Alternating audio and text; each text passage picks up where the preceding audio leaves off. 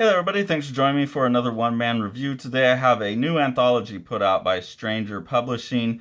I was really excited to back this on Kickstarter. There's a couple artists that I really like that were involved, and that just kind of gave me confidence in all the other artists I've never heard of. But this is the book of FULIGIN, a sequential anthology of Earth and Sky, written and drawn in the darkest of inks, and it is a tribute book to a fiction writer, Gene Wolfe, a kind of sci-fi fantasist, I guess. I've never heard of Gene Wolfe. I've never read any of his works.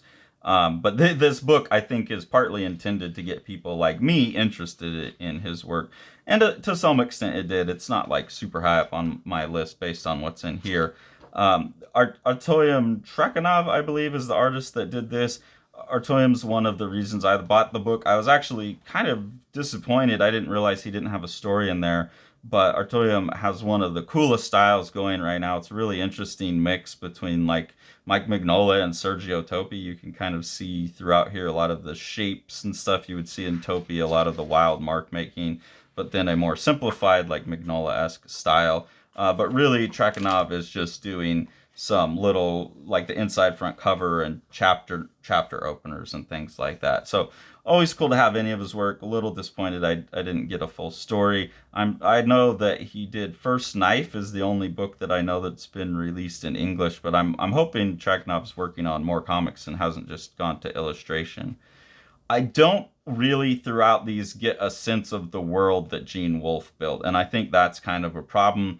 There's obviously this FULIGIN that's part of the title of the book and seems to be a main feature in the world he's built. As far as I can tell, it's like a magic ink, or it's just another name for ink, and the society that he's talking about like regards ink and writing especially. I don't know. I just didn't get a full enough sense of that. Which is unfortunate that each like piece is such a little glimpse in the world or response to the world.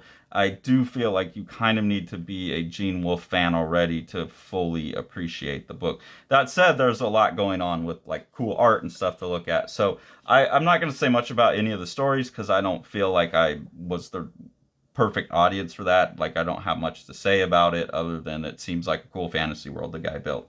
But there's a lot of cool artists in here. This is Goran Gligović.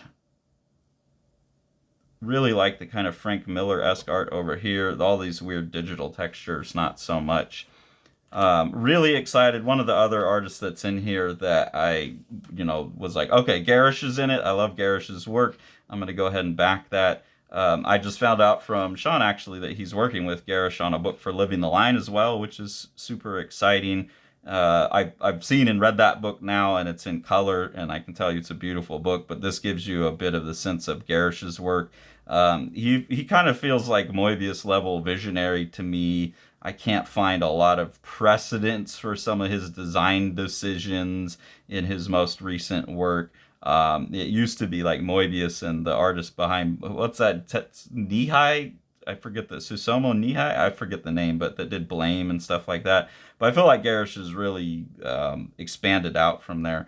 Something I noticed in Garresh's piece is everything was put together for print as a stochastic screening rather than halftones, which is kind of cool. It captures a lot of the watery nature of Garresh's art. Unfortunately, I just don't think they did it at a fine grain enough resolution to really represent the art perfectly, because I can like see visibly how the image is broken up into dots.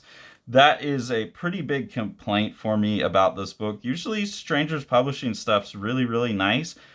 This book is printed in halftones and in the stochastic screening, depending on the artist. I don't know if the artists were preparing their files or if that was all done afterwards.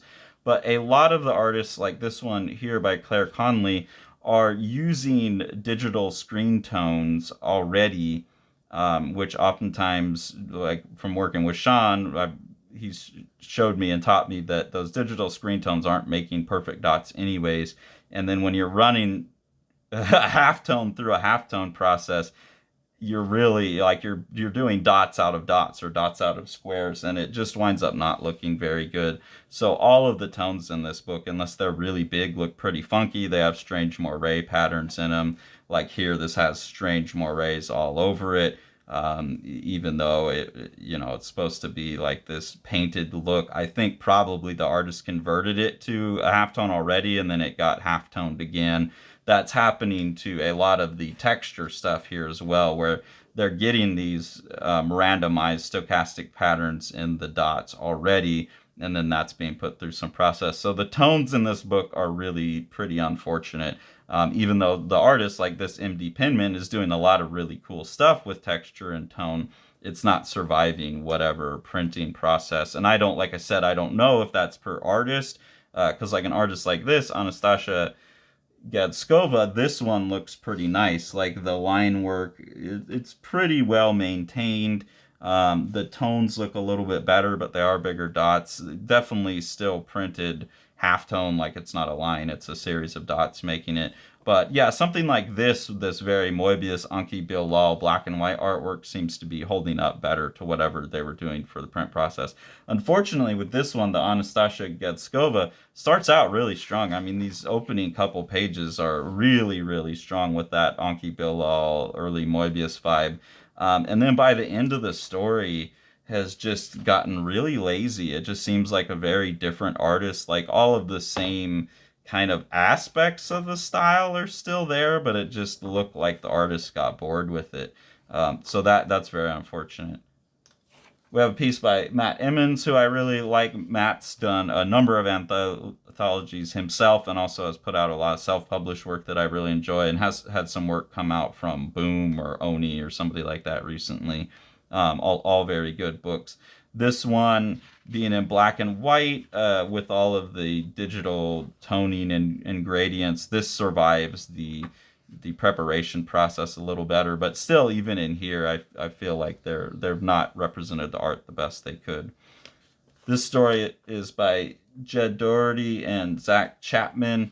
This one looks really nice with just the clean black and white printing. The non-toned ones hold up better. It's still like half-toning line art, which is unnecessary, but it holds up a lot better. You get another little tracking out. There's a number of these like little chapter openers, and you can see his Topi-esque sense of design there. Really awesome stuff. This is a story by Luke Baker. Really, really like the line art on this. I think what's going on with the tones and the gradients is strange. I get the idea, like I want to try some things like that as well, where the tone is more visible, but it's just a strange mixture of stuff in here. I feel like this is an artist that would work much better in color, but really, really like the designs of these characters and what's going on in the line art.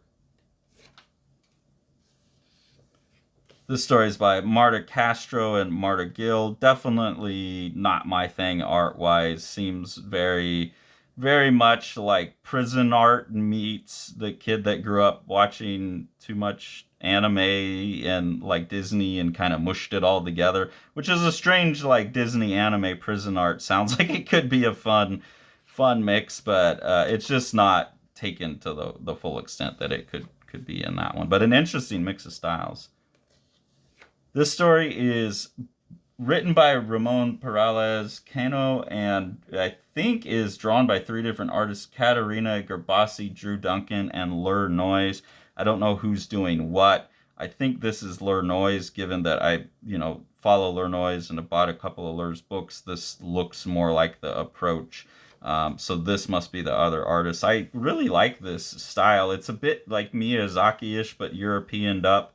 With a lot of the watercolor ink wash on. It's pretty cool. Some of the choices, like all the hatching on this, get a little lumpy and strange. But this artist seems like they're off to an interesting start and are going to go a lot of places. It seems like a rougher version of like Matt Emmons, Andrew McLean, artists like that, but then mix in the Miyazaki vibe. So I think that's Caterina, Gerbasi, or Drew Duncan. I'm not sure. Hannes Radke, again, a pretty cool one that deals more with just like the line art and the actual tones. The tones look a lot better on here. Not a fan of this like stock manga hatching digital brush, but everything else, designs and stuff, look really cool in this. Real big fan now of Justin Morales. Never heard of that artist before, but some really cool stuff going on here, especially with the tones and the way that they're being painted over. This is very much, you can tell, done with real brush and ink. It's not even been adjusted, so you can see the variations and values. I like that one quite a bit. Unfortunately, when I looked up Justin Morales on Instagram, there didn't seem to be much other comic work. This one's illustrated by Hello Berlin and written by Mikael Lopez. Also really into what Hello Berlin is doing here. A lot of like very rough, scratchy, almost like Ashley Wood type of mark making in there. That kind of comes over into the figures, but then like less stylized, a little more straight in the cartooning, with some really cool like dry brush ink effects going on here. Someone that has a pretty good variety, and then interesting use of tones here. Because they're bigger, they're reprinting better as well. So really like that. I'm going to be looking up some more Hello Berlin work and see what else I can find. This story is by Amagoia Agirre and Will Aikman. Not sure who's doing what on it. Fun stuff. Not the most standout style in the book, but like very good, just straightforward kind of manga influenced fantasy art. Andrey Garin, someone who's definitely more in the Anki Bilal crosshatch your brains, early Anki Bilal, I should say, with a lot of the cool patterning stuff going on that you might get from someone who's looked at a lot of Sergio Topi. This is like one of the influence chains that seems to be pretty big with a lot of the artists in the book. And then some of that like Miyazaki almost manga style to the face. It's really, really, really cool art in this one. And I'll definitely be looking up more Andrey Garin as well. One by Mary Sanche is how they write it. I don't know if it's supposed to be Sanchez and they left out the Z, but it says Mary Sanche in the book. These are more like illustrations, but some really cool design stuff going on in here. Different way to tell a story, like where you have some of this symbolic stuff going on the side, but then really worked out compositions, where you're seeing him in the mirror, and there's a lot of information in here. You Are My Mother, Come Again. So almost like a series of Rockwell illustrations in terms of like how Rockwell's so good at putting those little details that give you a full story. That's what this feels like. So yeah, as an approach, I really like it. The surface style is pretty cool, but I don't know. It's something about the washes in this one is a put off to me. This is by an artist named Z Bill, I guess. Strange one here. It's a strange combination of like pencil work and then what looks like some digital some digital made lamps here. I'm not sure. Nathan Anderson. Some nice, really stark, high tenebristic art. Really like that drawing. Maybe the best name for an artist I've ever heard on this one, Tom Mushroomancer. Not the most sophisticated finish style, but again, like that Nausicaa Moebius overlap and influence there, it looks like. And then a piece at the end here that's really intense by Finn Matthews. This actually looks like it might be something that's in color and then got converted to black and white, because a lot of this just looks like mush here with all the gray over it, even though there's a ton of awesome like textural details in there. I feel like this was maybe done in color and that separated some of that out better, but I could be wrong. This would be something I'd really, love to see either colored or just see purely in black and white. So a lot of really interesting artists in here to follow up on. Like I said, story-wise, I don't know who the artist on this one is, but I really like that. I wish I knew who the artist was.